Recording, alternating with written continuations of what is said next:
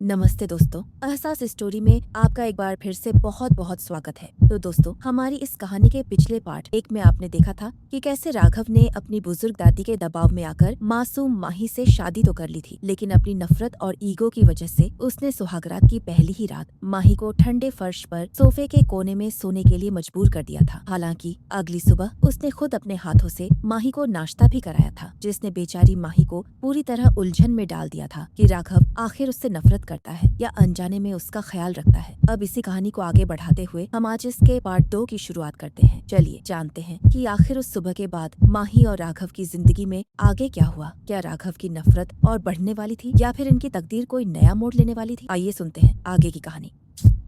सुबह जब राघव ऑफिस के लिए निकल गया, तब माही चुपचाप उठकर घर के बाकी कामों में लग गई थी। वो पूरे मल्होत्रा खानदान के आलीशान बंगले को और वहाँ की हर एक चीज को बहुत ही सहेज कर रख रही थी, ताकि किसी को भी और खासकर राघव को उसके काम में शिकायत का कोई छोटा सा मौका भी न मिले। तभी दोपहर के वक्त राघव की बुजुर्ग दादी मुस्कुराते हुए माही के पास आई। उन्होंने बहुत ही प्यार से माही के सिर पर अपना हाथ रखा और बड़े दुलार से बोली कि मल्होत्रा खानदान के कुछ जरूरी नियम और पुरानी रीत रिवाज है बहू। मैंने तुम दोनों की स्विट्जरलैंड की टिकट बुक करवा दी है और कल सुबह ही तुम दोनों की फ्लाइट है। दादी की यह बात सुनते ही माही के पैर तले जमीन खिसक गई। वो अंदर ही अंदर डर के मारे बुरी तरह कांप उठी, क्योंकि वो अच्छी तरह जानती थी कि राघव इस ट्रिप की बात सुनकर कितना ज्यादा चिढ़ जाएगा और कितना भड़क उठेगा। और हुआ भी बिल्कुल वैसा ही। शाम को जब राघव ऑफिस से थका हारा घर लौटा और उसे इस अचानक बनी स्विट्जरलैंड ट्रिप के बारे में पता चला, तो उसका गुस्सा 7वें आसमान पर पहुंच गया। उसने गुस्से में आकर सीधे माही का हाथ पकड़ा, उसे जोर से दीवार से सटा दिया और उसके चेहरे के करीब आकर बहुत ही धीमी लेकिन बेहद कड़क आवाज में बोला कि यह सब तुम्हारी ही चाल है ना माही। मेरी दादी को अपनी ये झूठी मासूमियत दिखाकर तुमने यह ट्रिप खुद प्लान की है, ताकि तुम इस बहाने मेरे और करीब आ सको। लेकिन एक बात तुम अपने कान खोलकर सुन लो, मैं वहाँ सिर्फ और सिर्फ अपनी दादी की कसम की वजह से जा रहा हूँ, वरना मेरे दिल में तुम्हारे लिए जगह कभी नहीं बनेगी। राघव के ये कड़वे शब्द सुनकर माही की आंखों में हमेशा की तरह आंसू आ गए, पर वो कुछ नहीं बोली और चुपचाप अपनी किस्मत पर रोती रही। अगले ही दिन दोनों ने फ्लाइट पकड़ी और स्विट्जरलैंड पहुंच गए। वहाँ का नजारा वाकई किसी जन्नत जैसा बेहद खूबसूरत था। चारों तरफ सिर्फ और सिर्फ बर्फ की सफेद चादर बिछी हुई थी, लेकिन वहाँ कड़ाके की हड्डियाँ कंपा देने वाली ठंड भी थी। पर राघव ने इतनी दूर आने के बाद भी अपने दिल की नफरत को जरा भी कम नहीं होने दिया था। होटल के आलीशान और बड़े कमरे में पहुँचते ही उसने माही की तरफ देखा और साफ साफ कड़े शब्दों में कह दिया कि इस गर्म और बड़े बेड पर सिर्फ मैं सोऊंगा, तुम अपने रहने के लिए नीचे फर्श पर बिस्तर लगा लो। स्विट्जरलैंड की वो रात इतनी ज्यादा सर्द थी, किसी की भी हड्डियां कांप जाएं। बेचारी माही के पास ओढ़ने के लिए सिर्फ एक पतला सा कंबल था, जिसे लेकर वो ठंडे फर्श पर ठंड के मारे बुरी तरह सिकुड़ रही थी। रात के करीब 3 बज चुके थे। तभी अचानक राघव की आंख खुली। कमरे के गहरे सन्नाटे में उसे किसी के तेजी से हांफने और दांत किटकिटाने की आवाज सुनाई दी। उसने जब बेड से नीचे फर्श की तरफ देखा तो उसके होश उड़ गए। माही ठंड के मारे पूरी तरह थर थर कांप रही थी। उसके होंठ नीले पड़ रहे थे और उसका पूरा चेहरा सफेद हो चुका था। ये खौफनाक मंजर देखकर राघव का वो घमंडी दिल एक पल के लिए बुरी तरह घबरा गया। वो तुरंत बेड से नीचे उतरा और उसने घबराहट में जैसे ही माही के माथे को छुआ,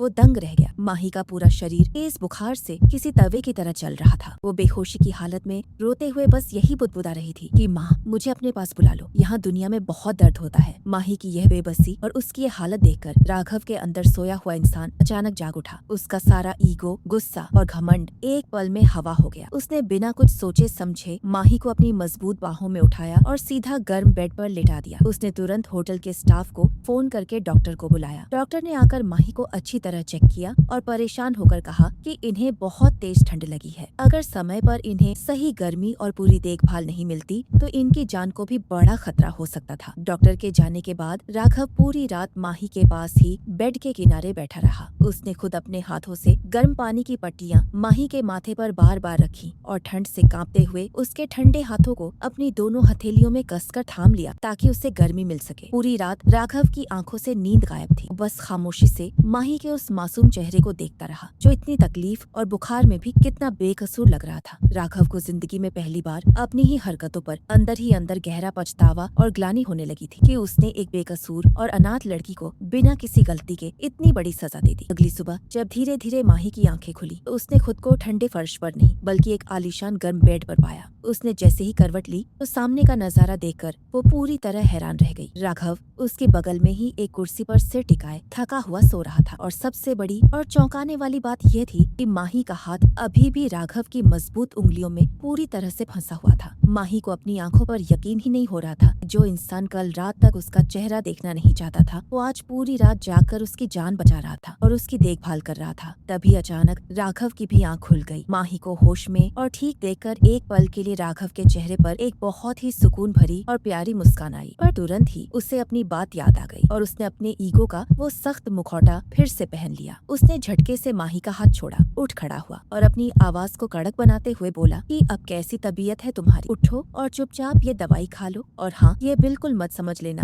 कि मुझे तुमसे कोई प्यार व्यार हो गया है। मैं तो बस ये नहीं चाहता था कि दादी के सामने तुम बीमार पड़ो और तुम्हारी इस बीमारी का सारा इल्जाम मुझ पर आए। इतना कहकर राघव झटके से कमरे का दरवाजा बंद करके बाहर चला गया। लेकिन माही के होंठों पर इस बार आंखों के आंसुओं के बजाय एक छोटी सी बेहद खूबसूरत मुस्कान थी, क्योंकि वो इस बात को अच्छी तरह जान चुकी थी कि राघव के इस गुस्से और नफरत वाले मुखौटे के पीछे एक बेहद परवाह करने वाला और साफ दिल भी छुपा हुआ है। तो दोस्तों, क्या स्विट्जरलैंड की ये बर्फीली ठंड राघव की इस कड़वी नफरत को हमेशा कमे के लिए पिघला पाएगी? क्या माही राघव के इस बदलते रूप और उसके दिल के इस एहसास को संभाल पाएगी? इस कहानी का अगला हिस्सा पार्ट 3 इससे भी ज्यादा धमाकेदार और ट्विस्ट से भरा होने वाला है। अगर आपको माही और राघव की ये कहानी सच में दिल को छू गई हो तो हमारे एहसास चैनल को अभी के अभी सब्सक्राइब कर लीजिए और बेल आइकन को जरूर दबाएं ताकि इसका अगला पार्ट आपसे बिल्कुल मिस ना हो। आपको क्या लगता है, क्या राघव सच में माही की परवाह करने लगा है या ये सिर्फ उसका दिखावा है? हमें कमेंट में पार्ट 3 लिखकर अपनी राय जरूर बताइएगा। आपके कमेंट्स पढ़ना मुझे बहुत अच्छा लगता है। वीडियो को एक छोटा सा लाइक और अपने दोस्तों के साथ शेयर करना बिल्कुल मत भूलना। मिलते हैं बहुत जल्द इसके अगले और भी ज्यादा दिलचस्प पार्ट 3 में।